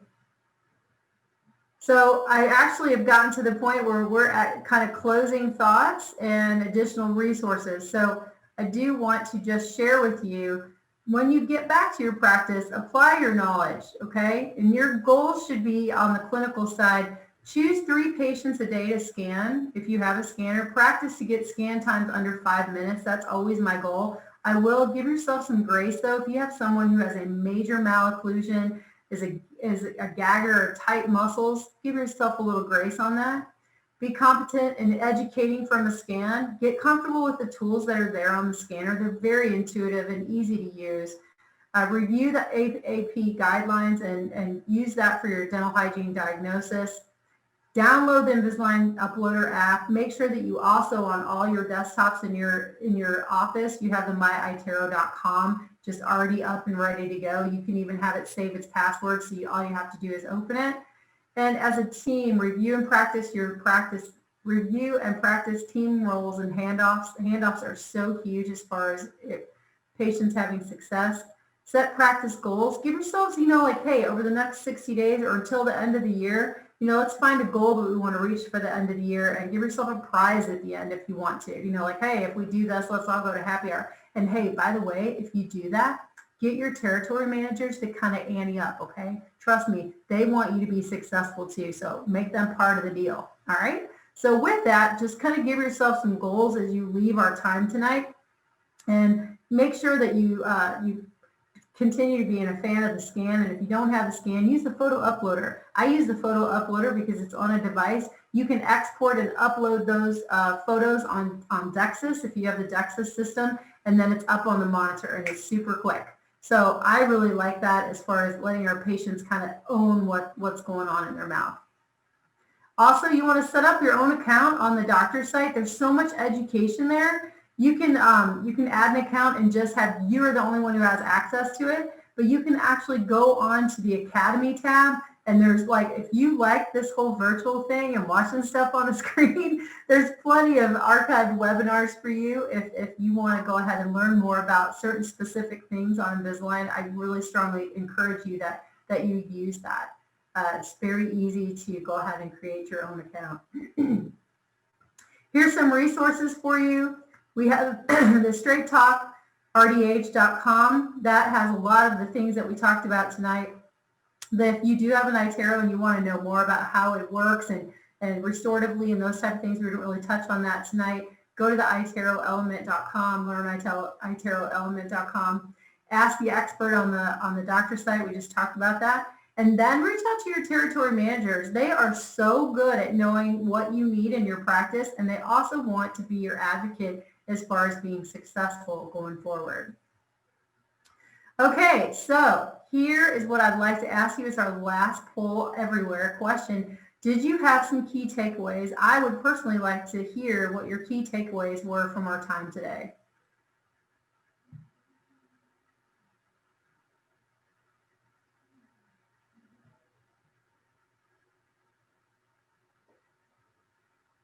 iTero is awesome. Did you get that from me or did you know that already? I bet you already knew that already. Yep, open-ended questions. They will be a winner chicken dinner all day long. Scan first. Absolutely.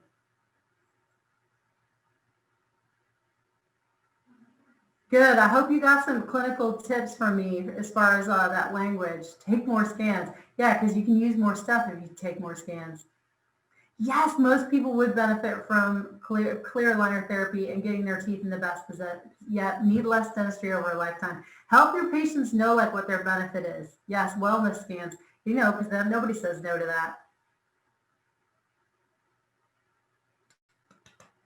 Teeth don't age, they wear. Absolutely.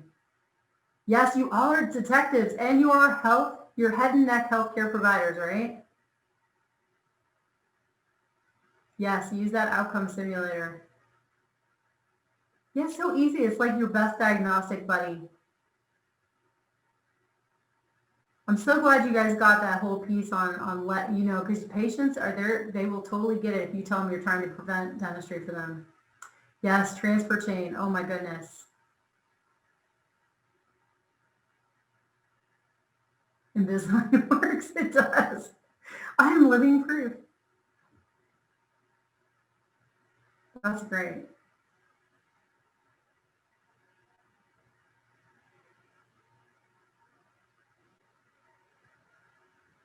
All the iTero uses. And you know, I promise you, our research and development, they will keep piling on more stuff that we can do with it. Scan every patient, absolutely. You never know what you're going to find. It is so educational for the patient. Because you know what I do after I take my scan and it's all up there in 3D? I ask them, I say, so what do you see? You will be surprised how much dentistry they will find on themselves if you just ask them like, hey, can you tell me what you see? Yes, use that occlusogram tomorrow. Yes, my doctor's an expert at finding ortho solutions for our patients. I'm telling you, it just allows them to have, they don't feel like they've got to do a case that they're not comfortable with it. Dumb. If you're talking about our football team, I'm a Dolphin fan, so you're not going to bother me on that. Okay. Recession and malocclusion is related. Absolutely. All right, guys. Well, I appreciate everyone. I'm going to open it up if that's okay. JF, if anybody has any questions, if you see some in the chat box, I want to give everyone an opportunity, if I missed anything, to get it answered before I let you all go for the evening. Absolutely. I'll be looking out for questions. Okay? In case someone has to leave, well, I want to take time to thank you all for joining us and participating today. We really appreciate your time. So enjoy your evening. But those of you who want to stay for a few minutes and ask questions, we're available. Thank you again. And here is your prize for the evening, and that is your QR code for a survey for this evening. If you will fill that out, just to remind you that you took a course tonight on October 22nd. I am Rachel Smith. So you can pick me and then fill out your survey, and that'll give you a link for your CE for this evening.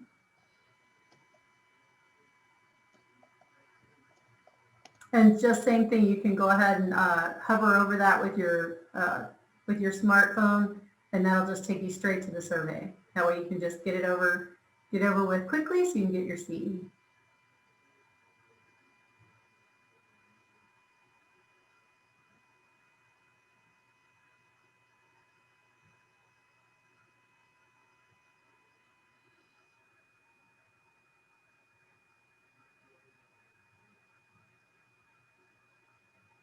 So no questions, JF? Is it possible to have the code posted in the chat because someone is on her phone? You know what?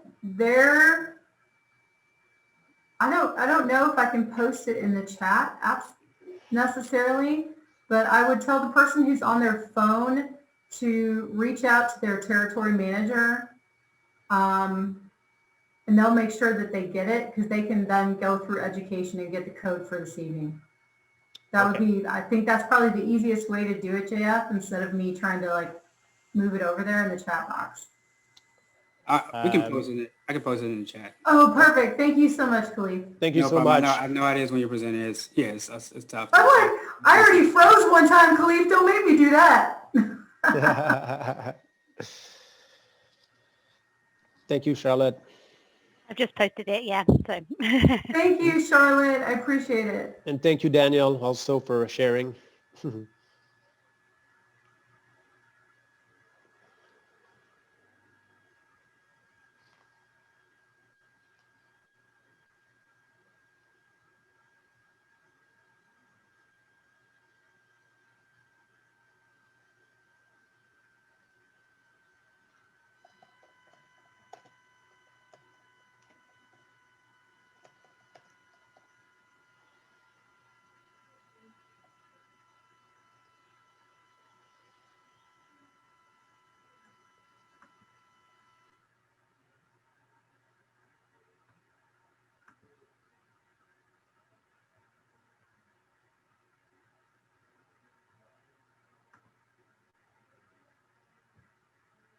Well, I'm going to assume that we don't have any questions then. Is that true?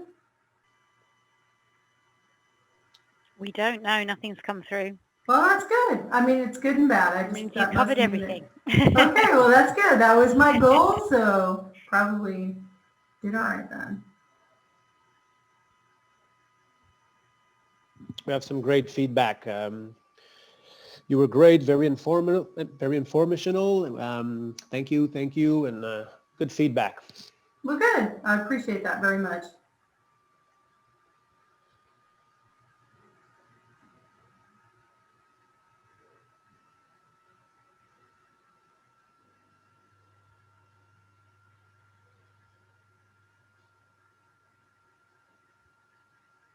Well, I think we can probably say goodnight then, and thank you everybody for joining us this evening. All right. Please fill in the survey, and we look forward to welcome you on a course, on your next course with Align. So thank you so much. Thank you, Charlotte. Thank you. Good night, everyone. Thank you. Good night, everyone.